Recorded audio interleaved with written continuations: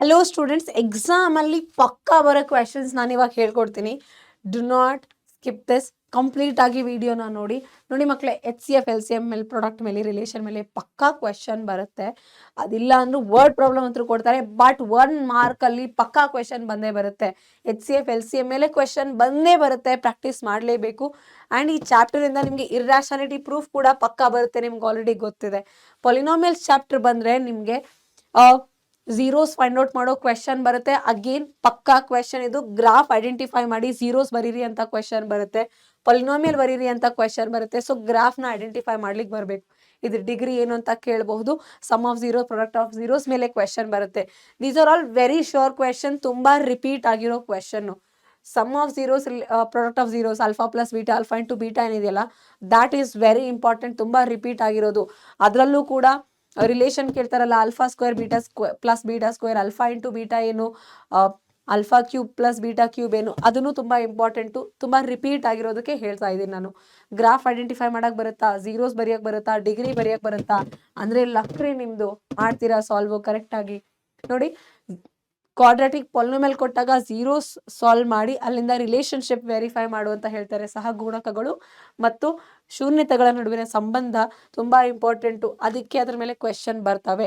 Linear equation ಅಂತ ಬಂದ್ಮೇಲೆ ಆ ಟೇಬಲ್ ಬರುತ್ತಾ ನಿಮಗೆ, ಲೈನ್ಸ್ ಯಾವ ಥರ ಇದೆ, ಪ್ಯಾರಲಲ್ ಸಮಾಂತರ ರೇಖೆಗಳಿದ್ದಾಗ ಎಷ್ಟು ಪರಿಹಾರ, ಎಷ್ಟು ಸೊಲ್ಯೂಷನ್ ಇರುತ್ತೆ, ಅದ್ರ ರೇಷಿಯೋ ಏನಿರುತ್ತೆ, ಅದ್ರ ಮೇಲೆ ಕ್ವೆಶನು ಕಂಪಲ್ಸರಿ. 1 ಮಾರ್ಕು ಕ್ವೆಶನ್ಸ್ ನಿಮಗೆ ಬಂದೇ ಬರುತ್ತೆ. 1 ಮಾರ್ಕಲ್ಲಿ 2 ಕ್ವೆಶನ್ ಬರುತ್ತೆ.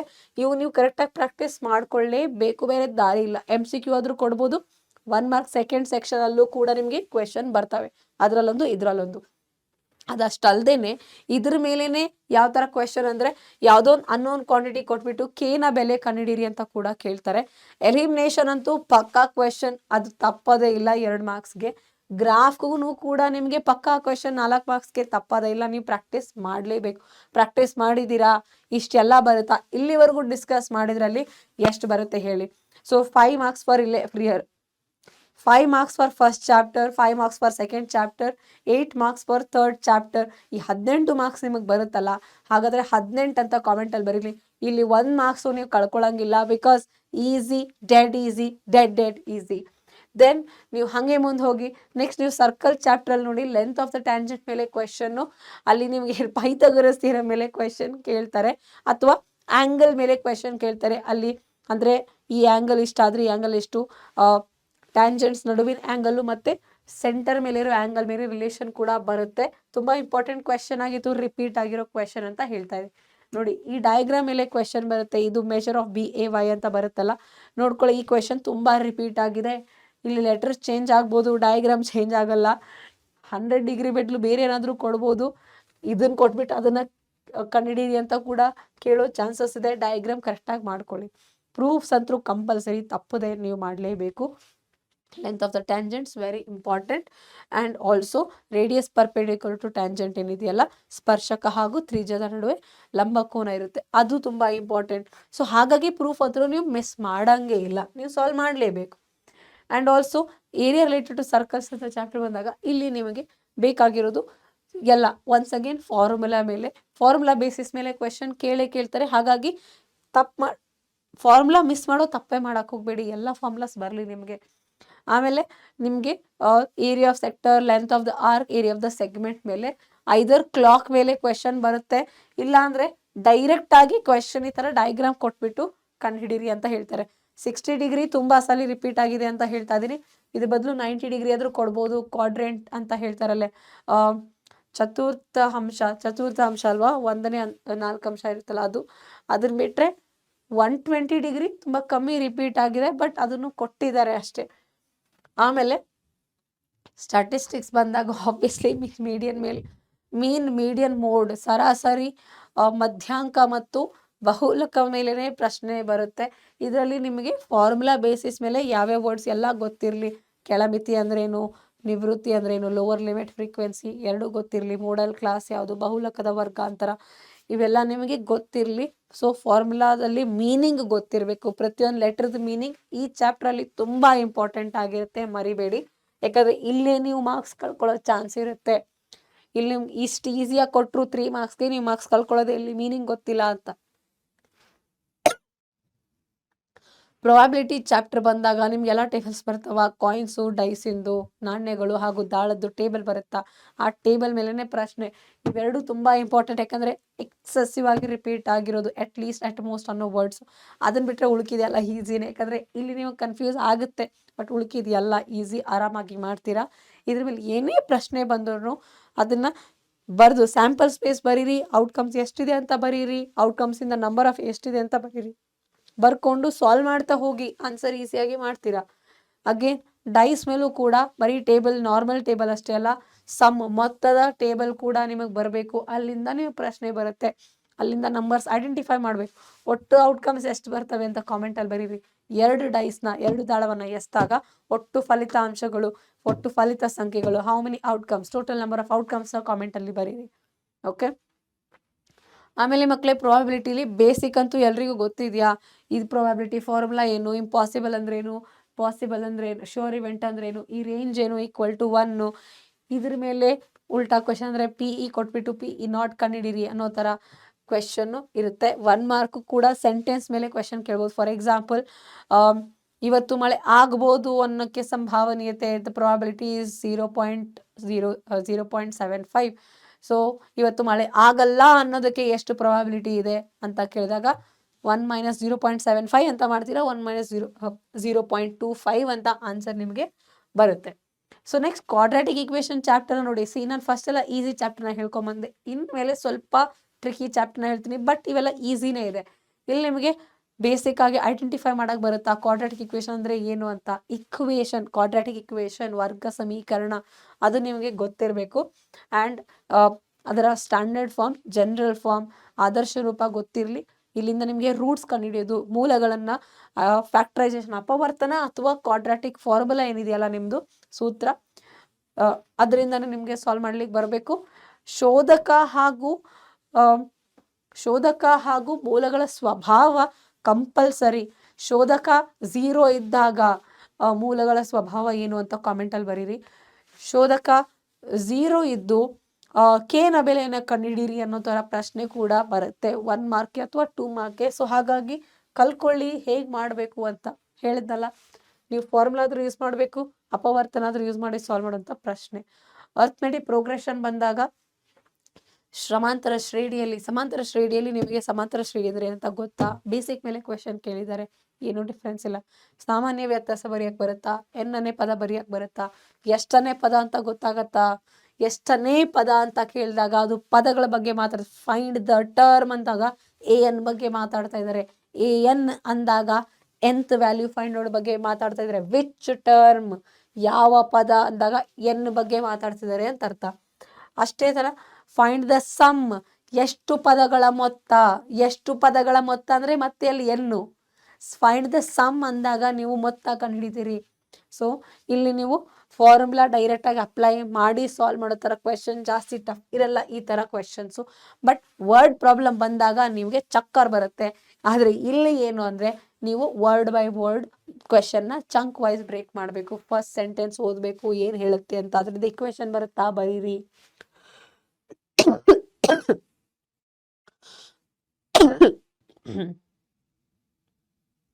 ಸೆಂಟೆನ್ಸ್ ಬೈ ಸೆಂಟೆನ್ಸ್ ಓದಿ, ಆ ಸೆಂಟೆನ್ಸಿಂದ ಏನು ಅರ್ಥ ಆಗುತ್ತೋ ಅದನ್ನ ಬರಿತಾ ಹೋಗಿ. ಅದಾದಮೇಲೆ ನೋಡಿ, 4ನೇ ಪದ ಸಮ್ ಆಫ್ 4th ಟರ್ಮ್ ಅಂದರೆ A4 ಅಂತ ಗೊತ್ತಾಗುತ್ತೆ. 8ನೇ ಪದ ಅಂದರೆ A8 ಅಂತ ಗೊತ್ತಾಗುತ್ತೆ. ಸಮ್ ಅಂತ ಅಂದಾಗ ಮೊತ್ತ ಅಂತ ಗೊತ್ತು, ಅವೆರಡನ್ನ ಕೂಡಿಸ್ಬೇಕು ಅಂತ ಗೊತ್ತು, =24. ಈ ಥರ ನೀವು ಸ್ಟೆಪ್ ವೈಸ್ ಬಿಡಿಸ್ತಾ ಹೋಗಬೇಕು. ಅದೇ ಥರ ಅಲ್ಲಿಂದ ಕ್ವೆಶನ್ ಏನು ಕೇಳ್ತಾರೋ ಅದ್ರ ಮುಂದೆ ಏನು ಕೇಳ್ತಾರೋ ಅದಂತರೂ ಮಾಡ್ಲಿಕ್ಕೆ ಬರುತ್ತೆ. ನಿಮಗೆ ಇಕ್ವೇಶನ್ ಸಾಲ್ವ್ ಮಾಡೋದು ಒಂದು ಗೊತ್ತಾಗಬೇಕು ಅಷ್ಟೇ. ಟ್ರಯಾಂಗಲ್ ಅಂತ ಬಂದಾಗ ಥೇಲ್ಸ್ ಪ್ರಮೇಯದ ಮೇಲೆ ಪ್ರಶ್ನೆ ಈ ಥರ ಕೂಡ ಕೇಳ್ತಾರೆ, ಅಥವಾ ಇದು ಥೇಲ್ಸ್ ಪ್ರಮೇಯ ಥರ ಕಾಣಿಸುತ್ತೆ, ಒಂದೊಂದ್ಸರಿ ಇರಲ್ಲ. ಇದು ನಿಮಗೆ ಸಿಮಿಲಾರಿಟಿ ಅಂದರೆ AA ಕೋನ ಸಿಮಿಲಾರಿಟಿಯಿಂದನೂ ಸಾಲ್ವ್ ಮಾಡೋ ಥರ ಕ್ವೆಶನ್ ಒಂದೊಂದ್ಸರಿ ಈ ಥರ ಇರುತ್ತೆ ಅಂತ ಹೇಳ್ತಾ ಇದ್ದೀನಿ. ಬಟ್ ಈ ಕ್ವೆಶನ್ನು ಥೇಲ್ಸ್ ಪ್ರಮೇಯದಿಂದನೇ ಸಾಲ್ವ್ ಮಾಡ್ತಾರೆ. ಬಟ್ ಇದೇ ಥರ ಕ್ವೆಶನ್ನು ಕೊಡ್ತಾರೆ. ಬಟ್ ಅಲ್ಲಿ ನಿಮಗೆ ನೋಡಿ, ಇಲ್ಲಿ DE/BC ಕೇಳ್ತಿದ್ದಾರೆ. ಇದು ಥೇಲ್ಸ್ ಪ್ರಮೇಯ ಅಲ್ಲ, ಇದು ಕೋನ ಸಿಮಿಲಾರಿಟಿಯಿಂದ ನೀವು ಮಾಡ್ತೀರಾ ಅಲ್ವಾ, AA ಸಿಮಿಲಾರಿಟಿಯಿಂದ. ಯಾಕಂದರೆ ಪ್ಯಾರಲಲ್ ಕೊಟ್ಟಿದ್ದಾರೆ, ಕರೆಸ್ಪಾಂಡಿಂಗ್ ಆ್ಯಂಗಲ್ಸ್ ಈಕ್ವಲ್ ಆಗುತ್ತೆ. AA ಸಿಮಿಲಾರಿಟಿಯಿಂದ ಇದು ಚಿಕ್ಕದು AD ಮತ್ತು ABC ಸಿಮಿಲರ್ ಆಗ್ತವೆ ಅಂತ ಇದನ್ನ ಇಟ್ಕೊಂಡು ನೀವು ಸಾಲ್ವ್ ಮಾಡ್ತೀರಿ. ಸೊ ಇದು ತುಂಬಾ ರಿಪೀಟ್ ಆಗಿರೋದು ಟ್ರಯಾಂಗಲ್ ಚಾಪ್ಟರ್ ಇಂದ ಇಂಪಾರ್ಟೆಂಟ್ ಪ್ರೂಫ್, ತುಂಬಾ ರಿಪೀಟ್ ಆಗಿರೋ ಇಂಪಾರ್ಟೆಂಟ್ ಪ್ರೂಫ್. ಸೊ ನೀವು ಪ್ರಾಕ್ಟೀಸ್ ಮಾಡಲೇಬೇಕು, ಬಿಡಂಗಿಲ್ಲ, ಈ ಕ್ವೆಶನ್ನ ಪಕ್ಕಾ ಮಾಡಬೇಕು. ಓಕೆ, ಆ್ಯಂಡ್ ಟ್ರಯಾಂಗಲ್ ಇಂದ ಅದು 3 ಮಾರ್ಕ್ಸಿಗಿರೋ ಪ್ರೂಫ್ ಆಯಿತು, ಬಟ್ ನಿಮಗೆ 4 ಮಾರ್ಕ್ಸ್ಗೆ ಪಕ್ಕಾ ಪ್ರೂಫೇ ಕೊಡೋದು ಅವ್ರು ನಿಮಗೆ. ಹಾಗಾಗಿ ತುಂಬಾ ರಿಪೀಟ್ ಆಗಿರೋದು ಹೇಳ್ತಾ ಇದ್ದೀನಿ, ಥೇಲ್ಸ್ ಪ್ರಮೇಯ. ಥೇಲ್ಸ್ ಪ್ರಮೇಯ ಅತಿ ಹೆಚ್ಚು ರಿಪೀಟ್ ಆಗಿದೆ. ಅದಾದಮೇಲೆ ನಿಮಗೆ ಉಳ್ಕಿದ 3ರಲ್ಲೇ ಅಟ್ಲೀಸ್ಟ್ 2 ಕಲಿಬೇಕು. ಉಳ್ಕಿದ 3ರಲ್ಲೇ ಅಟ್ಲೀಸ್ಟ್ 2 ಕಲಿಬೇಕು. ನೀವು SSS ಬಾಹು ಬಾಹು ಬಾಹು, AAA ಕೋನ ಕೋನ ಕೋನ, SAS ಬಾಹು ಕೋನ ಬಾಹು, ಈ 3ರಲ್ಲಿ 2 ಬರಬೇಕು. ಥೇಲ್ಸ್ ಪ್ರಮೇಯ ತುಂಬಾ ಕೇಳಿದ್ದಾರೆ, ಹಂಗಂತ ಎಕ್ಸಾಮಲ್ಲಿ ಥೇಲ್ಸ್ ಪ್ರಮೇಯ ಕೇಳ್ತಾರ್ರಿ ಅಂತೇನು ಗ್ಯಾರಂಟಿ ಇಲ್ಲ. ತುಂಬಾ ಕೇಳಿದ್ದಾರೆ ಅಂತ ಹೇಳ್ತಾ ಇದ್ದೀನಿ ನಾನು, ಕೇಳ್ಬೋದು, ಅದನ್ನೇ ಕೇಳಿದ್ದಾರೆ ಗೆದ್ರಿ ಅನ್ಕೊಳ್ರಪ್ಪ. ಆದರೆ ಒಂದು ವೇಳೆ ಥೇಲ್ಸ್ ಪ್ರಮೇಯ ಬಿಟ್ಟು ಇನ್ನು 3ರಲ್ಲಿ ಯಾವುದಾದ್ರೂ 2 ಕೇಳಿದ್ರೆ ಅದಕ್ಕಾಗಿ 2 ಆದರೂ ಇನ್ನೂ 2ನ್ನ ನೀವು ಪ್ರಿಪೇರ್ ಆಗಿ ಅಂತ ಹೇಳ್ತಾ ಇದ್ದೀನಿ ಅಷ್ಟೇ. ಓಕೆ, ಸೊ 4 ಪ್ರೂಫ್ ತುಂಬಾ ಇಂಪಾರ್ಟೆಂಟ್, ಇದ್ದೂ ಅಟ್ಲೀಸ್ಟ್ 3 ನೀವು ಪ್ರಿಪೇರ್ ಆಗಬೇಕು. ಓಕೆ, ಆಮೇಲೆ ಕೋಆರ್ಡಿನೇಟ್ ಜಾಮೆಟ್ರಿ ಬಂದಾಗ ಡಿಸ್ಟೆನ್ಸ್ ಫ್ರಮ್ ಒರಿಜಿನ್, ಮೂಲದಿಂದ ಇರುವ ದೂರ, ಪಾಯಿಂಟ್ ಮೂಲದಿಂದ ಇರುವ ದೂರ, ಫಿಕ್ಸ್ಡ್ ಕ್ವೆಶನ್ ತುಂಬಾ ರಿಪೀಟ್ ಆಗಿರೋದು. AB ಅಂತಾದ್ರೂ ಕೊಡ್ಬೋದು, XY ಕೊಡ್ಬೋದು, ನಂಬರ್ಸ್ ಆದರೂ ಕೊಡಲಿ, ಏನ್ರೇ ಕೊಡಲಿ, ದೂರ ಸೂತ್ರ ಯೂಸ್ ಮಾಡ್ಕೊಂಡು ಸಾಲ್ವ್ ಮಾಡಬೇಕು. ಆಮೇಲೆ ಇದು ಬೇಸಿಕ್ ಕ್ವೆಶನ್ ನೋಡಿ, ಒಂದು ಪಾಯಿಂಟ್ X ಆಕ್ಸಿಸ್ ಇಂದ ಎಷ್ಟು ದೂರ ಇದೆ, Y ಆಕ್ಸಿಸ್ ಇಂದ ಎಷ್ಟು ದೂರ ಇದೆ, ಅದು X ಅಕ್ಷದಿಂದ ಎಷ್ಟು ದೂರ, Y ಅಕ್ಷದಿಂದ ಎಷ್ಟು ದೂರ ಅನ್ನೋದು ನಿಮಗೆ ಗೊತ್ತಿರಬೇಕು. ಅದು ನಿರ್ದೇಶಾಂಕ ಬರೆಯೋದು ಗೊತ್ತಿರಬೇಕು. ದೂರ ಸೂತ್ರದಿಂದ ಯಾವ್ದಾದ್ರು ಕೇಳ್ಬೇಕು, X ಆಕ್ಸಿಸ್ ಇಂದ ಎಷ್ಟು ದೂರ, Y ಆಕ್ಸಿಸ್ ಇಂದ ಎಷ್ಟು ದೂರ, ಮೂಲದಿಂದ ಎಷ್ಟು ದೂರ, ಈ ಪಾಯಿಂಟ್ ಇಂದ ಎಷ್ಟು ದೂರ ಅಲ್ವಾ. ಈ 4ರಲ್ಲಿ ಯಾವ್ದಾದ್ರು ಕ್ವೆಶನ್ ಕೇಳಬಹುದು. ಇಲ್ಲಿ direct to section formula application ನಿಮಗೆ ಕೊಡಬಹುದು. ಐದರ್ ಇಲ್ಲಿ ರೇಷಿಯೋ ಕೊಟ್ಬಿಟ್ಟು ಪಾಯಿಂಟ್ನ ಕಂಡಿಡಿರಿ ಅಂತ ಕೇಳ್ಬಹುದು, ಅಥವಾ ಪಾಯಿಂಟ್ನು ಕೊಟ್ಬಿಟ್ಟು ರೇಷಿಯೋ ಕಂಡಿಡಿರಿ ಅಂತ ಕೂಡ ಕೇಳಬಹುದು ಕ್ವೆಶನ್. ಹಿಂಗಾದ್ರೂ ಕೇಳ್ತಾರ, ಅಥವಾ ಒಂದ್ಸರಿ ಪಾಯಿಂಟ್ ಹೆಂಗ್ ಕೊಡ್ತಾರೆ ಗೊತ್ತಾ, ಪಾಯಿಂಟ್ X ಆಕ್ಸಿಸ್ ಮೇಲಿದೆ, ಪಾಯಿಂಟ್ Y ಆಕ್ಸಿಸ್ ಮೇಲಿದೆ ಅಂತ ಕ್ವೆಶನ್ ಕೇಳ್ಬಿಟ್ಟು ರೇಷಿಯೋನೂ ಕಂಡುಹಿಡಿಬೇಕು, ಪಾಯಿಂಟ್ನೂ ಕೂಡ ಕಂಡುಹಿಡಿಬೇಕು. ಈ ಕ್ವೆಶನ್ಸ್ ಬರುತ್ತೆ, 3 ಮಾರ್ಕ್ಸಲ್ಲಿ ಕೇಳಿರ್ತಾರೆ. ಸೊ ಕರೆಕ್ಟಾಗಿ ಈ ಕ್ವೆಶನ್ಸ್ನ ಪ್ರಾಕ್ಟೀಸ್ ಮಾಡ್ಕೋಬೇಕು ನೀವು. ಆಮೇಲೆ ಪ್ಯಾರಲೋಗ್ರಾಮ್ ಕ್ವೆಶನು, ರೋಂಬಸ್ಸು, ರೆಕ್ಟಾಂಗಲ್ ಏನಾದರೂ ಕೊಡಲಿ, ತುಂಬ ರಿಪೀಟ್ ಆಗಿರೋ ಕ್ವೆಶನ್. ಇದನ್ನ ಹೇಳಿ ಹೇಳಿ ಹೇಳಿ ನಾನೇ ಬೋರ್ ಆಗಿಬಿಟ್ಟಿದೆ ಅಂತ ಅನಿಸ್ತದೆ, ಅಷ್ಟು ರಿಪೀಟ್ ಆಗಿರೋ ಕ್ವೆಶನ್ ಇದು. ಸೊ ದಯವಿಟ್ಟು ಇದನ್ನ ಪ್ರಾಕ್ಟೀಸ್ ಮಾಡ್ಕೊಂಡಿರಿ. ರೀಸೆಂಟಾಗಿ ಪ್ರಿಪರೇಟರಿ ಎಕ್ಸಾಮಲ್ಲಿ ನಿಮಗೆ ಸೆಕ್ಷನ್ ಫಾರ್ಮುಲಾ ಅಪ್ಲಿಕೇಶನ್ ಕ್ವೆಶನ್ ಬಂದಿದೆ. ಸೊ ಅಪ್ಲಿಕೇಶನ್ ಕ್ವೆಶನ್ ಕೂಡ ಇನ್ಮೇಲೆ ಪ್ರಾಕ್ಟೀಸ್ ಮಾಡ್ತಾ ಹೋಗಿ. ಅಪ್ಲಿಕೇಶನ್ ಕ್ವೆಶನ್ ಮಾಡಬೇಕು ಅಂದರೆ ಗೊತ್ತಾಗಬೇಕಾಗಿರೋದೇನು, ಕ್ವೆಶನ್ ಅಂಡರ್ಸ್ಟ್ಯಾಂಡಿಂಗ್ ಏನು ಅಂತ ಅಷ್ಟೇ, ಮತ್ತಿನ್ನೇನಿಲ್ಲ. ಕ್ವೆಶನ್ ಅರ್ಥ ಆಯ್ತಾ ನಿಮಗೆ, ಸೆಂಟೆನ್ಸ್ ಬೈ ಸೆಂಟೆನ್ಸ್ ಏನು ಹೇಳ್ತಿದ್ದಾರೆ ಅಂತ ಅರ್ಥ ಆಗ್ತಾ ಇದೆಯಾ, ಆ ಥರ ಬಿಡಿಸ್ಕೊಂಡು ಸಾಲ್ವ್ ಮಾಡಬೇಕಾಗುತ್ತೆ. ಮತ್ತೆ ನಿನ್ನ ಫಾರ್ಮುಲಾ ಬರುತ್ತಾ ಟ್ರಿಗ್ನೋಮೆಟ್ರಿಯಲ್ಲಿ ಎಲ್ಲ, ಹಾಗಾದ್ರೆ ನೀವು ಗೆದ್ರಿ. ಫಾರ್ಮುಲಾ ಬರುತ್ತೆ ಅಂತಂದರೆ ಜೈ ಅನ್ಕೊಳ್ಳಿ. ಫಾರ್ಮುಲಾ ಇಂದಾನೆ ಐದರ್ MCQ 1 ಮಾರ್ಕಿಂಗ್ ಕೊಡ್ತಾರೆ, ಅಥವಾ ಸಬ್ಜೆಕ್ಟಿವ್ 1 ಮಾರ್ಕಿಂಗ್ ಕೊಡ್ತಾರೆ. ಟ್ರಯಾಂಗಲ್ ಕೊಟ್ಬಿಟ್ಟು ಈ ವ್ಯಾಲ್ಯೂ ಬರೀರಿ ಅಂತ ಹೇಳ್ತಾರೆ, ಅಥವಾ ನಿಮಗೆ ಈವನ್ ನಿಮ್ಗೆ ಯಾವ ಥರ ಪ್ರಶ್ನೆ ಇರುತ್ತಂದರೆ ವ್ಯಾಲ್ಯೂಸ್ ಕೊಟ್ಬಿಟ್ಟು ನೀವು ತೀಟಾ ಕಂಡಿಡೀರಿ ಅಂತ ಕೂಡ ಕ್ವೆಶನ್ ಬರುತ್ತವೆ. ಆಮೇಲೆ ಪ್ರೂಫಲ್ಲಿ ತುಂಬ ರಿಪೀಟ್ ಆಗಿರೋ ಪ್ರೂಫ್ ಇದು, ಅದಕ್ಕೆ ಕೊಟ್ಟಿದ್ದೀನಿ. ಹಾಗಂತ ಬರೀ ಇದು ಒಂದೇ ಸಾಲ್ವ್ ಮಾಡಬೇಕು ಅಂತಲ್ಲ, ಎಷ್ಟೊಂದು ಪ್ರೂಫ್ ಇದೆ, ಅವನ್ನ ಪ್ರಾಕ್ಟೀಸ್ ಮಾಡಿ. ಬಟ್ ಪ್ರೂಫ್ ಹೆಂಗೆ ಮಾಡ್ಬೇಕಂತ ಗೊತ್ತಿರಬೇಕು. ನೀವು 100 ಪ್ರೂಫ್ 100 ಕ್ವೆಶನ್ಸ್ ಈ ಥರ ಸಾಲ್ವ್ ಮಾಡಿ, ಬಟ್ ನಿಮಗೆ ಕ್ವೆಶನ್ ಆ 100 ಬಿಟ್ಟು 101ನೇ ಕೇಳಿದರೆ ನಿಮಗೆ ಬಾಡಕ್ಕೆ ಬರಲಿಲ್ಲ ಅಂದರೆ ಇಲ್ಲಿ ನೀವು ರಟ್ಟ ಹೊಡೆದಿದ್ದೀರಿ ಅಂತಲೇ ಅರ್ಥ. ಅದಕ್ಕೆ ಗೊತ್ತಿರಬೇಕು, ಇದನ್ನ ಹೆಂಗೆ ಅಪ್ರೋಚ್ ಮಾಡ್ಬೇಕಂತ ಗೊತ್ತಿರಬೇಕು. ಎಲ್ಲ ಅಪ್ರೋಚ್ ಏನಿದೆಯಲ್ಲ ಅದೆಲ್ಲ ಬೇಸಿಕ್ ಕಾಮನ್ ಸೆನ್ಸ್ ಮೇಲೆ ಡಿಪೆಂಡ್ ಇರುತ್ತೆ. ಈ ಥರ ನೋಡಿದಾಗ ಏನ್ರಿ ಮಾಡ್ತೀರಿ, X/Y ಮೈನಸ್ Y/X ಕೊಟ್ಟರೆ ಏನು ಮಾಡ್ತೀರಾ ಹೇಳಿ, ಕ್ರಾಸ್ ಮಲ್ಟಿಪ್ಲೈ ಮಾಡ್ಕೊಂಬಿಟ್ಟು LCM ತೆಗೆದುಬಿಟ್ಟಾನೆ ಸಾಲ್ವ್ ಮಾಡೋದು. ಸೊ ಇದು ನಿಮಗೆ ಈ ಬೇಸಿಕ್ ಕಾನ್ಸೆಪ್ಟಿಂದ ಡೆವಲಪ್ ಆಗುತ್ತೆ. ಐಡೆಂಟಿಟಿ ಎಲ್ಲ ಗೊತ್ತಿರಬೇಕು. ಆಬ್ವಿಯಸ್ಲಿ ಹೇಳಿದ್ನಲ್ಲ, ಫಾರ್ಮುಲಾ ಈ ಥರ ಫಾರ್ಮುಲಾ ಯೂಸ್ ಮಾಡಿ ವ್ಯಾಲ್ಯೂ ಏನು ಅಂತ ಕೇಳ್ತಿದ್ದಾರೆ ಅಲ್ವಾ. ಕೆಲವೊಂದು ಸಾರಿ ಹಿಂಗೆಲ್ಲ ವ್ಯಾಲ್ಯೂಸ್ ಕೊಟ್ಬಿಡ್ತಾರೆ, 1 2 ಮತ್ತು 1/√2 ಏನಾದರೂ ಕೊಟ್ಬಿಟ್ಟು ತೀಟಾ ವ್ಯಾಲ್ಯೂನ ಇಲ್ಲಿ ಕೇಳೋ ಥರ ಪ್ರಶ್ನೆ ಇರುತ್ತೆ. ಆ್ಯಂಡ್ ತುಂಬ ಸಿಂಪಲ್ಲಾಗಿ ಆ್ಯಂಗಲ್ ಮೇಲೆ ಕೇಳೋ ಕ್ವೆಶನ್ಸ್ ಅಂತೂ ಈ ಥರ ಇದ್ದೇ ಇರುತ್ತೆ. ಇಲ್ಲಂತೂ ನೋ ಬ್ರೇನರ್ ಅನ್ಕೊಳ್ಳಿ. ನಿಮ್ಗೆ ಎಲ್ಲ ಆ್ಯಂಗಲ್ಸ್ ನೆನಪಿದೆಯಾ ಟೇಬಲ್ದು, ಅಷ್ಟು ಬಂದರೆ ಸಾಕಿದ್ನ ನೀವು ಆರಾಮಾಗಿ ಸಾಲ್ವ್ ಮಾಡ್ತೀರಿ. ಇಲ್ಲಿ ಆರಾಮಾಗಿ ಚಿಲ್ಲಾಗಿ ಸಾಲ್ವ್ ಮಾಡ್ಬೋದು ಈ ಥರ ಕ್ವೆಶನ್ಸ್ನ. ಓಕೆ, ಟ್ರಿಗ್ನೋಮೆಟ್ರಿಯಿಂದ ತುಂಬ ರಿಪೀಟ್ ಆಗಿರೋ ಕ್ವೆಶನ್, ಅದಕ್ಕೆ ತೊಗೊಂಡಿದ್ದು ನಾನು ಇದನ್ನು. ಆ್ಯಂಡ್ ಇದರಲ್ಲಿ ಕ್ವೆಶನ್ ಹೆಂಗೆ ಸಾಲ್ವ್ ಮಾಡ್ಬೇಕಂತ ಗೊತ್ತಿರಬೇಕು ಒನ್ಸ್ ಅಗೇನ್. ಯಾಕಂದರೆ ಡಯಾಗ್ರಾಮ್ ಅವ್ರು ಏನೇ ಕೊಡಲಿ ಮಕ್ಕಳೇ, ಡಯಾಗ್ರಾಮ್ ಅವ್ರು ಯಾವ ಥರನೇ ಕೊಡಲಿ, ಎಷ್ಟೇ ಕ್ರಿಯೇಟಿವ್ ಆಗಿ ಡಯಾಗ್ರಾಮ್ ಕೊಡಲಿ, ನೀವು ನೋಡ್ದಿರೋ ಡಯಾಗ್ರಾಮ್ ಕೊಡಲಿ, ಆದರೆ ನೀವು angle, triangle, sine theta, cos theta, tan theta, cot theta ಈ 4 ಹಾಕ್ಕೊಂಡು ರುಬ್ಬಾಡ್ತಾ ಇರೋದೆ ಕ್ವೆಶನ್ ಅಲ್ವಾ. ಅದಾದ್ಮೇಲೆ ಎಲ್ಲೋ ಒಂದು ಕಡೆ ಸ್ಪೀಡ್ ಮೇಲೆ ಕ್ವೆಶನ್, ಇಲ್ಲಿ ನೋಡಿ ಸ್ಪೀಡ್ ಮೇಲೂ ಕೂಡ ಕ್ವೆಶನ್ ಕೇಳೋ ಚಾನ್ಸ್ ಇರುತ್ತೆ. ಇಲ್ಲಿ ಯೂನಿಫಾರ್ಮ್ ಸ್ಪೀಡ್ 6 ಸೆಕೆಂಡ್ಸ್ ಅಂತ ಕೊಟ್ಟಿದ್ದಾರಲ್ಲ, ಆ ಥರ ಟೈಮು ಸ್ಪೀಡ್ ಮೇಲೆ ಕ್ವೆಶನ್ನು, ವೇಗ ಸಮಯ ಅದ್ರ ಮೇಲೆ ಕ್ವೆಶನ್ನು, ಅದನ್ನು ಯಾವ ಥರ ಅಪ್ರೋಚ್ ಮಾಡ್ಬೇಕಂತ ನಿಮಗೆ ಗೊತ್ತಿರಲಿ. ಟೈಮು ಸ್ಪೀಡ್ ಅಂದ್ರೆ ಏನಪ್ಪ, distance is equal to speed into time, ದೂರ ಈಸ್ ಈಕ್ವಲ್ ಟು ವೇಗ ಇಂಟು ಸಮಯ ಅದಲ್ವಾ. ಆ ಫಾರ್ಮುಲಾ ಯೂಸ್ ಮಾಡ್ಕೊಂಡು ಮಾಡೋದು ಗೊತ್ತಿದೆಯಲ್ಲ, ಫಿಸಿಕ್ಸಲ್ಲಿ ಕಲ್ತಿದ್ದೀರಾ ಬೇಸಿಕ್ ಆಗಿ. ಅದನ್ನ ನೋಡ್ಕೋಬೇಕು, ಯಾವ ದೂರದ ಬಗ್ಗೆ ಮಾತಾಡ್ತಿದ್ದಾರೆ, ಯಾವ ಟೈಮ್ ಬಗ್ಗೆ ಮಾತಾಡ್ತೀರ ಅಂತ ಗೊತ್ತಿರಲಿ. ಅಲ್ಲಿ ಯೂನಿಫಾರ್ಮ್ ಸ್ಪೀಡೇ ಕೊಡೋದು. ಅಲ್ಲಿ ಯೂನಿಫಾರ್ಮ್ ಸ್ಪೀಡ್ ಅಂದ್ರೆ ಏನಪ್ಪಾ, ಇಲ್ಲಿ ಕಾರೊಂದು ಏಕರೂಪ ಜವದಲ್ಲಿ ಓಡುತ್ತಿದೆ. ಏಕರೂಪ ಜವ ಅದು ಯಾವಾಗ್ಲೂ ಹಂಗೆ ಕೊಡೋದು. ಓಕೆನಾ. ಆ ಏಕರೂಪ ಜವ ಏನಂತ ಕಂಡಿರಿ, ಯೂನಿಫಾರ್ಮ್ ಸ್ಪೀಡ್ನ ಕಂಡಿಡ್ಕೊಂಡು ಮುಂದೆ ಪ್ರೊಸೀಡ್ ಆಗ್ಬೇಕು ಕ್ವೆಶನ್ ಅಲ್ಲಿ. Okay. Surface area and volumes ಅಲ್ಲಿ ಬೇಸಿಕ್ ಕ್ವೆಶನ್ಸ್ ಅಂದ್ರೆ ಫಾರ್ಮುಲಾ ಮೇಲೆ ಅಂತೂ ಡಿಪೆಂಡ್ ಇದ್ದೇ ಇರುತ್ತೆ. ಇದನ್ನು ಕೂಡ ತುಂಬಾ ರಿಪೀಟ್ ಆಗಿರುವಂತ ಕ್ವೆಶನ್. ಐದರು ಮುಂದಿನ ಸ್ಟ್ರೆಚ್ ಮಾಡ್ತಾರೆ, ಇಲ್ಲ ಅಂದ್ರೆ ಇದು ಕೇಳಲ್ಲ, ಇಷ್ಟೇ ಕೇಳ್ತಾರೆ. ಇದೇನಿದಿಲ್ಲ ಕ್ಯೂಬು ಚೌಕಘನದ ಬಾಹು ಏನು ಅಂತ ಕೇಳೋ ಪ್ರಶ್ನೆ, ಅಥವಾ ಸ್ವಲ್ಪ ಮುಂದೆ ಎಕ್ಸ್ಟೆಂಡ್ ಆಗಿ ಆಯತಘನಾಕೃತಿಯ ಉದ್ದದ ಅಂಚಿನ ಅಳತೆ ಕೂಡ ಕೇಳಿರುವಂತ ಪ್ರಶ್ನೆ. ಇಲ್ಲಿ ಒನ್ಸ್ ಅಗೇನ್ ಬೇಸಿಕ್ ಅಲ್ಲೇ ಹೋಗ್ತಾ ಇದ್ದಾರೆ. ಕ್ಯೂಬಾರ್ಡು ಕೇಳ್ಬೋದು, ಶಂಕು, ಸಿಲಿಂಡರ್, ಸ್ಪಿಯರ್, ನಿಮ್ಮ ಗೋಳ, ಅರ್ಧಗೋಳ ಯಾವ್ದಾದ್ರು ಕೇಳ್ಬೋದು. ಮಿಸ್ಸಿಂಗ್ ವ್ಯಾಲ್ಯೂನ ಕಂಡುಹಿಡಿಯಿರಿ ಅನ್ನೋ 1 ಮಾರ್ಕ್ಸಿನ ಪ್ರಶ್ನೆಗಳು ಇರ್ತವೆ ಈ ತರ. ಒನ್ಸ್ ಅಗೇನ್ ಫಾರ್ಮುಲಾ ಮಕ್ಕಳೇ, ಫಾರ್ಮುಲಾ ಮರಿಬೇಡಿ. ಇನ್ನೊಂದು ಅಬ್ಸರ್ವ್ ಮಾಡಿದರೆ ಎಕ್ಸಾಮ್ ಅಲ್ಲಿ ಈಗೇನು ಕೇಳ್ತಿದ್ದಾರೆ ಅಂತ, ರೇಷಿಯೋ ಕೇಳ್ತಿದ್ದಾರೆ. ಘನಫಲದ ರೇಷಿಯೋ ಏನು, ಆಮೇಲೆ ಸರ್ಫೇಸ್ ಏರಿಯಾ ವಿಸ್ತೀರ್ಣದ ರೇಷಿಯೋ ಏನು, ಅನುಪಾತ ಏನು ಅಂತ ಕೇಳ್ತಿದ್ದಾರೆ. ಸೊ ಹಾಗಾಗಿ ಇಲ್ಲಿ ಬೇಸಿಕಲಿ ಫಾರ್ಮುಲಾ ಮೇಲೆನೆ ಕೇಳ್ತಾ ಇದ್ದಾರೆ. ಫಾರ್ಮುಲಾನೇ ಅಪ್ಲೈ ಮಾಡ್ಬೇಕು ನೀವು.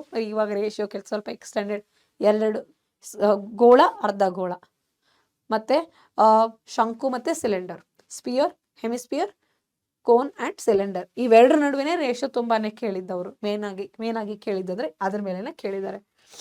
ಆಮೇಲೆ ಮತ್ತೆ ಸರ್ಫೇಸ್ ಏರಿಯಾ ಅಂಡ್ ವಾಲ್ಯೂಮ್ಸ್ ಬಂದಾಗ ಮಕ್ಕಳೇ, ನೀವು ಫಿಗರ್ ಹೆಂಗಿದೆ, ಡಯಾಗ್ರಾಮ್ ಹೆಂಗಿದೆ ಅಂತ ಅಬ್ಸರ್ವ್ ಮಾಡಿ. ನಿಮ್ಮ ಸಾಲಿಡ್ ಹೆಂಗಿದೆ, ಹಾಲೋ ಇದೆಯಾ ಅಂದ್ರೆ ಟೊಳ್ಳಾಗಿದೆಯಾ, ಅಥವಾ ಸಾಲಿಡ್ ಇದೆಯಾ, ಘನಾಕೃತಿ ಇದೆಯಾ ಅಂತ ಗೊತ್ತಿರಬೇಕು. ಅದ್ರ ಮೇಲೆ ವಾಲ್ಯೂಮ್ ಅಂತ ಅಂದಾಗ ಕೂಡಿಸಿದಾಗ, ಫಿಗರ್ಗಳನ್ನ ಕೂಡಿಸಿದಾಗ ಆಗುತ್ತೆ. ಕೂಡಿಸೋದು ಅಂದ್ರೆ ವಾಲ್ಯೂಮ್ ಜಾಸ್ತಿ ಆಗುತ್ತೆ, ಘನಫಲ ಜಾಸ್ತಿ ಆಗುತ್ತೆ. ಒಂದ್ಸರಿ ಶೇಪ್ನ ತೆಗೆದಿರ್ತಾರೆ, ತೆಗಿಯಲಾಗಿದೆ, ರಿಮೂವ್ಡ್ ಅಂದಾಗ ಅಲ್ಲಿ ಘನಫಲ ಕಮ್ಮಿ ಆಗುತ್ತೆ, ವಾಲ್ಯೂಮ್ ಕಮ್ಮಿ ಆಗುತ್ತೆ. ಬಟ್ ಸರ್ಫೇಸ್ ಏರಿಯಾ ಏನಾಗುತ್ತೆ, ಸರ್ಫೇಸ್ ಏರಿಯಾ 2 ಟೈಮಲ್ಲಿ ಜಾಸ್ತಿನೇ ಆಗೋದು. ಸರ್ಫೇಸ್ ಏರಿಯಾ 2 ಟೈಮ್ ಕೂಡಿಸ್ತೀರಾ, ವಿಸ್ತೀರ್ಣನ ಕೂಡಿಸ್ತೀರಾ. ಸೊ ಇದು ನಿಮಗೆ ಗೊತ್ತಿರಬೇಕು. ಓಕೆ.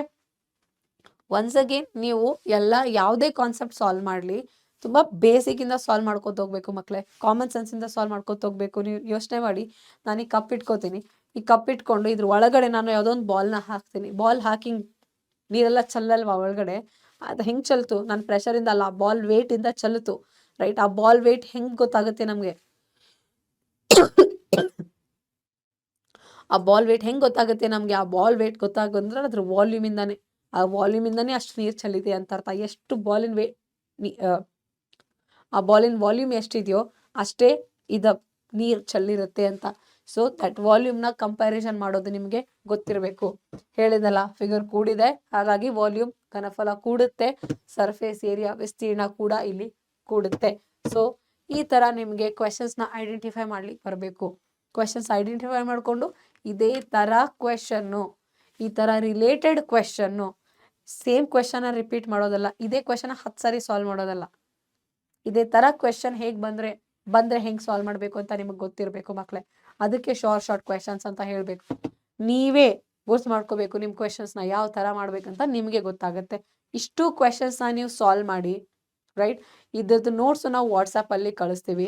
ಕಾಮೆಂಟಲ್ಲಿ ಬರೀರಿ ನೋಟ್ಸ್ ಅಂತ. ನಮ್ಮ ವಾಟ್ಸಪ್ ಚಾನಲ್ಗೆ ಲಿಂಕ್ ಕಳಿಸ್ತೀವಿ, ನೀವು ಅಲ್ಲಿಂದ ಜಾಯಿನ್ ಆಗಿ. Will be sharing the notes of this video very soon. Okay. So one most important thing, ನಮ್ಮ ಸೆಷನ್ಸ್ಗೆ ರೆಗ್ಯುಲರ್ ಆಗಿ ಜಾಯ್ನ್ ಆಗಿ, ವಾಟ್ಸಪ್ ಚಾನಲಲ್ಲಿ ಜಾಯ್ನ್ ಆಗಿರಿ. ವಾಟ್ಸಪ್ ಚಾನಲಲ್ಲಿ ನಿಮಗೆ ಇಂಪಾರ್ಟೆಂಟ್ ನೋಟ್ಸ್ ಎಲ್ಲ ಸಿಗುತ್ತೆ, ಶೆಡ್ಯೂಲ್ ಅಪ್ಡೇಟ್ ಎಲ್ಲ ಸಿಗುತ್ತೆ. ನಮ್ಮ ಯೂಟ್ಯೂಬ್ ಚಾನಲನ್ನು ಕೂಡ ರೆಗ್ಯುಲರ್ ಆಗಿ ಫಾಲೋ ಮಾಡ್ತಾ ಇರಿ. ಅಲ್ಲಿ ನಿಮಗೆ ಯಾವಾಗ ಏನೇನು ಸೆಷನ್ ಇದೆ ಅಂತ ಗೊತ್ತಾಗುತ್ತೆ. ಅಲ್ಲಿಂದಾನೇ ನೀವು ಕಲ್ಕೋಬಹುದು, ನಿಮ್ಮ ಎಕ್ಸಾಮ್ ತಯಾರಿನ ನಡೆಸ್ಬೋದು. ಈ ಎಲ್ಲ ಕ್ವೆಶನ್ಸ್ನ ಯೂಟಿಲೈಸ್ ಮಾಡಿಕೊಂಡು ಎಕ್ಸಾಮ್ ತಯಾರಿನ ಬೂಸ್ಟ್ ಮಾಡ್ಕೊಳ್ಳಿ. Good luck.